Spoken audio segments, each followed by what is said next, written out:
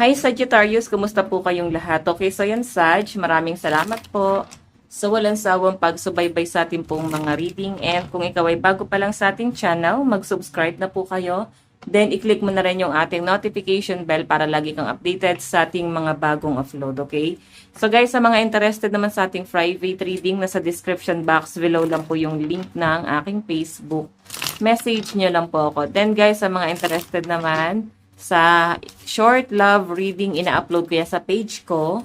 At sa interested din guys sa pre-reading sa TikTok naman.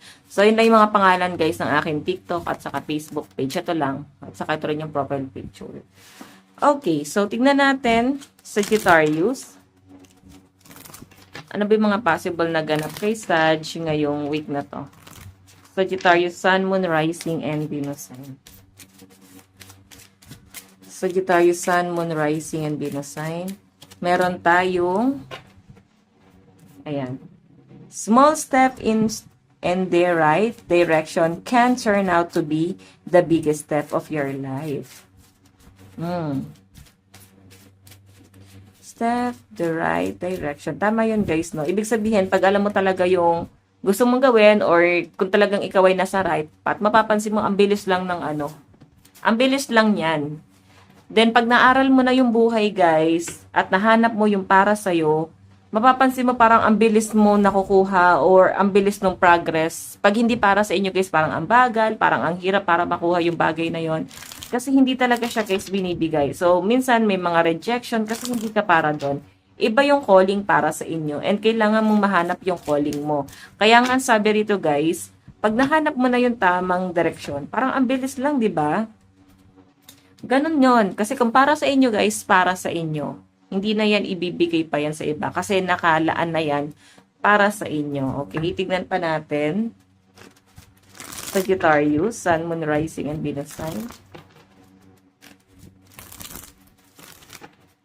Sagittarius, Sun, Moon, Rising, and Venus sign.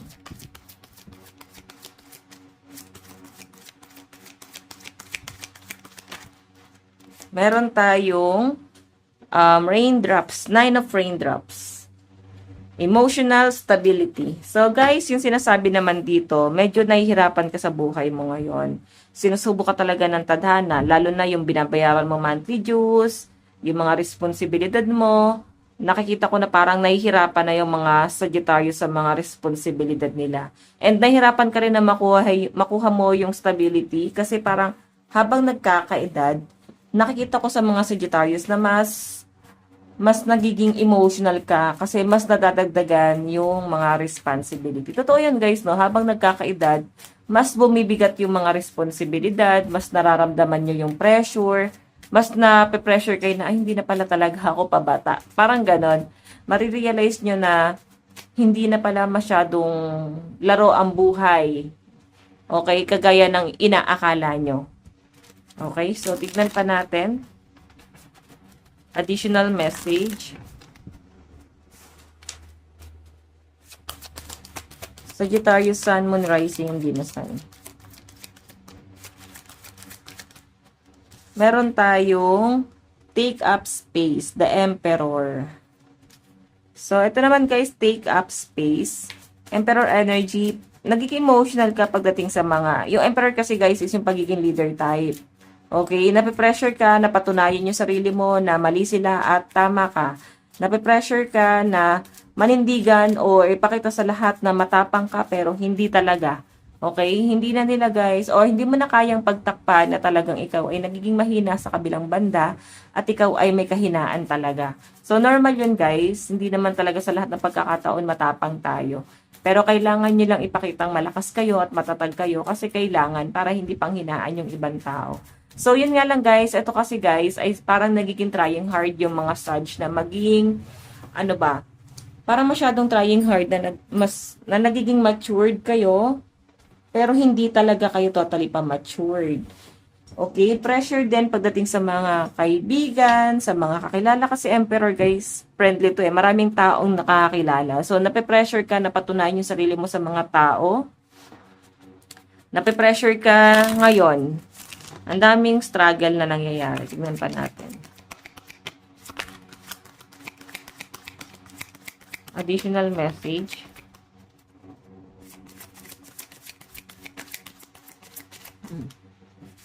Meron tayong new ideas. Ace of Clouds. Diba? Ito naman guys, new ideas is, marami ka naiisip na bagong plano, diba? Nakikita ko na parang handa mo nang simulan tong mga hakbang na to. I think pagdating sa career to na meron kang gustong simulan kasi nare-realize mo na hindi ka na nakakuha ng stability doon sa kung ano lang yung source of income mo. Na parang hindi ka pwede magpakakampante doon kasi meron kang ibang nilolook forward, no? Meron kang laban na kailangan mong labanan. Parang ganyan. So again, tingnan pa natin.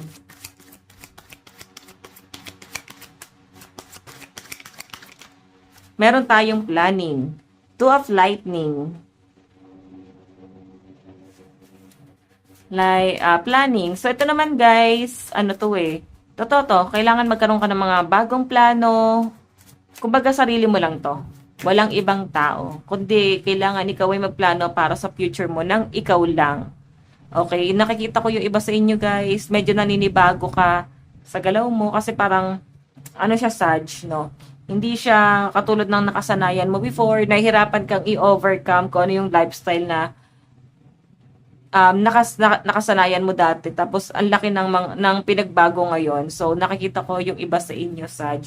Medyo naninibago ka din. Nagiging, ano siya sa inyo, struggle. Nagiging malungkot ang buhay. Parang ganon. So, again, meron tayong skill development. So, may training. Yung iba sa inyo guys, ayan o, may training siguro or baka kayo ay nag-a-apply ng bagong trabaho abroad, or kung dito lang naman guys, is something na maayos-ayos to. Masyadong maayos-ayos yung source of income nyo dito guys. Medyo okay din naman. Parang ganyan. So, again, meron tayong just breathe. Temperance. So, nadadamay ka sa problema ng iba, nadadawit yung pangalan mo sa problema ng ibang tao. So, parang, nahihirapan kang huminga dun sa bagay na yan. Kailangan mong paano ba? Parang kailangan mong mag-adjust, no? Mag-adjust ngayon na medyo limitahan or mag-set ka ng boundaries sa kanila kasi nga nadadamay ka sa gulo nila. So, pwede nangyari na siya, kaya medyo pressure ka ngayon. Tignan natin yung advice para kay Sag. Advice para kay Sagittarius. Meron tayong crossing bridge.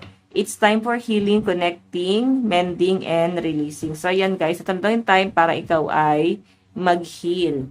So, kailangan daw ay ikaw ay kumonect kay universe and, ayun, mag-mend and i-release yung mga bagay na hindi nakakabuti or negative lang naman sa inyo.